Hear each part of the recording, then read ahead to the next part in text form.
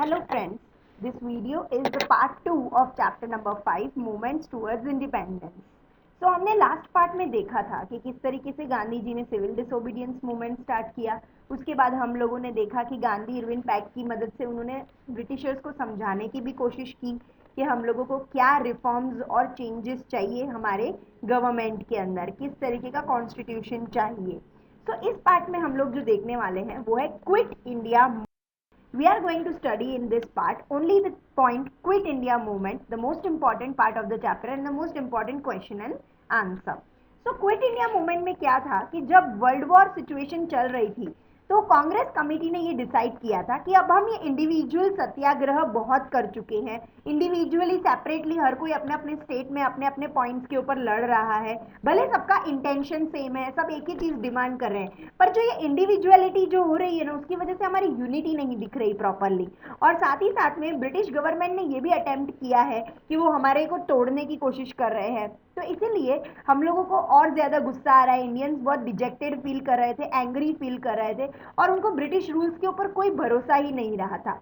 तो गांधी जी ने ये कहा सबसे कि अब क्लियरली दिख रहा है कि ब्रिटिशर्स के कोई इंटेंशन नहीं है दूर दूर तक कि वो इंडिया छोड़कर जाए, तो अब हमें क्या करना होगा। न्यू एंड लास्ट फाइट थी ये towards the India.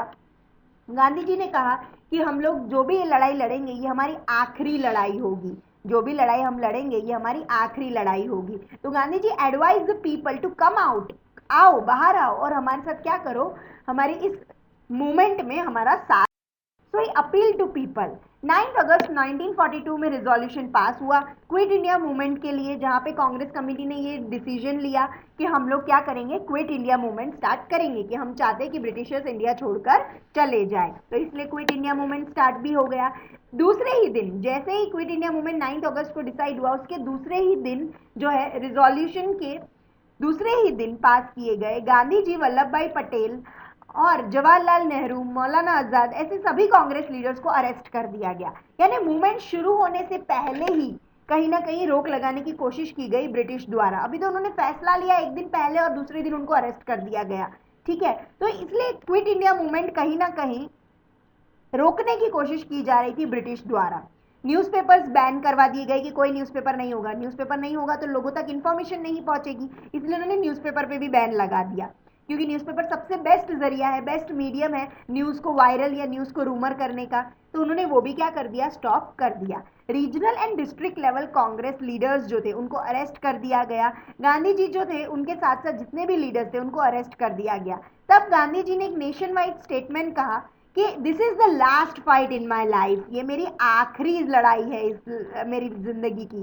And therefore मैं पीपल से अपील कर रहा हूँ कि हर कोई अपनी मुमकिन कोशिश करे और इसको सक्सेसफुल बनाने के लिए ट्राई करे, और इंडिपेंडेंस के लिए ये मेरी क्या होगी, जिंदगी की आखिरी लड़ाई होगी। इसलिए उन्होंने स्लोगन भी दिया, डू और डाई, दैट इज करो या मरो, आइदर गेट इंडिपेंडेंस और I will accept the death.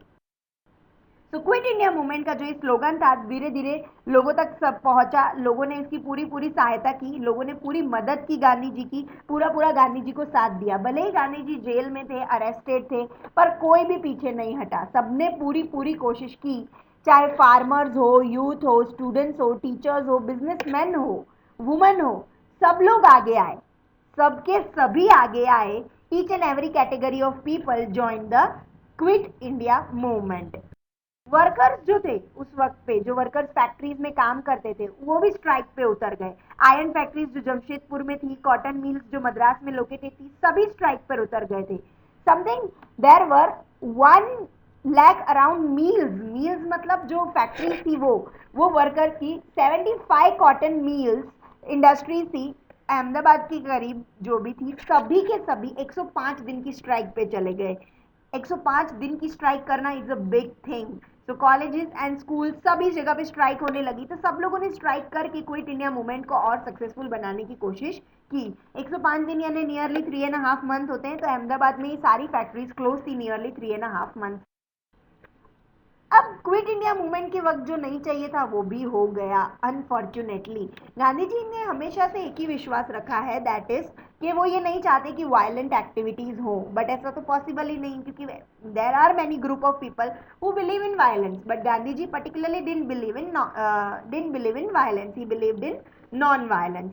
Anger इतना ज्यादा था ब्रिटिश गवर्नमेंट की तरफ हमारा, हम लोग इतना ज्यादा उनसे गुस्सा थे, या इतने ज्यादा ही थे कि हर कोने से, हर एक नुक से, हर एक कॉर्नर से हम लोग जो है अपना दैट इज डिसअग्रीमेंट एक्सप्रेस करना चाहते थे। हम चाहते थे हम उनको बताएं कि हम आपसे बिल्कुल अग्री नहीं करते हैं, you are just giving us problems.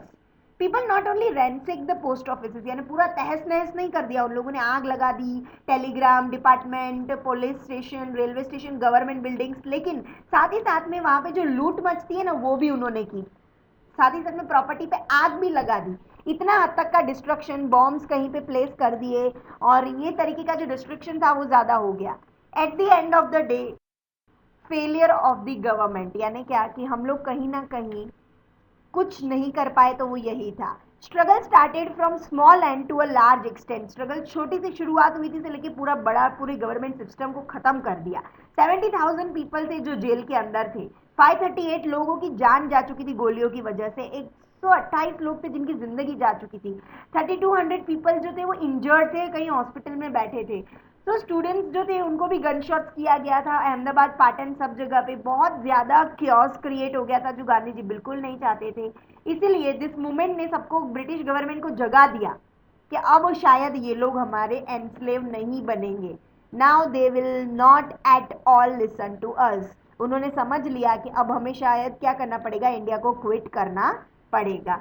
तो कहीं ना कहीं this movement gave clear warning to the British government, हमने क्लियरली बोल दिया that we are now not ready at all कि हम लोग आपके एनस्लेव बने, हम लोग क्या करेंगे, अपना खुद का स्ट्रगल साइन करेंगे।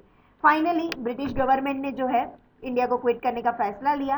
People of India now wanted full independence, और उन्होंने डिमांड किया कि हमें कुछ और नहीं चाहिए, आप जाइए और हमारी इंडिपेंडेंस हमें देकर जाइए, हम लोग आज़ादी से जिएंगे, अपना खुद का कॉन्स्टिट्यूशन फ्रेम करेंगे, खुद की गवर्नमेंट क्रिएट करेंगे।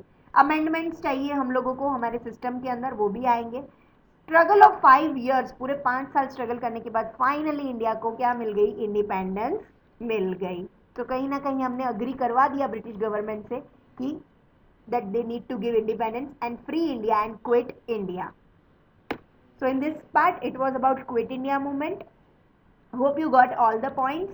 Thank you for the watching video. The next part is Azad Hind Fauj. We will be continuing in the next video, that is part 3. So hopefully you got all the points clearly. Thank you.